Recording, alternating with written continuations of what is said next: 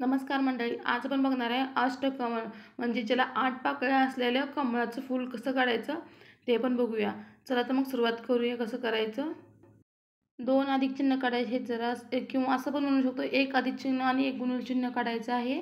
बघा इथे मी कसं काढलेलं आहे आणि एक आड असं रेष सोडून छान अशा पाकळ्या काढून घ्यायच्या. त्या इथे मी 4 पाकळ्या काढून घेत आहे. बघा 4 पाकळ्या होतील आपल्या. छान अशा आपल्या 4 पाकळ्या काढून झालेले आहे. तुम्ही बघू शकताय आकार अगदी व्यवस्थित द्यायचा आहे. इकडून गोल असा छान असा आकार देऊन घ्यायचा आहे. बघा मी दिलं आहे. आणि आता जे उरलेले आहेत नाही 4 म्हणजे थोडक्यात गुणनचिन्ह उरतं, तर त्या पाकळ्या पण जोडून घ्यायच्या आहेत. बघा इथे मी जोडलेल्या आहेत. ही छान अशी रांगोळी ना मी तमिळनाडूमध्ये गेलते तेव्हा बघितलं. प्रत्येक घरासमोर ही रांगोळी, 50% घरांच्या समोर हीच रांगोळी होती. मग नंतर कळालं की हे रांगोळी काढण्यामागचं कारण काय आहे, तर ह्याला अष्टकमळ अशी रांगोळी म्हणतात.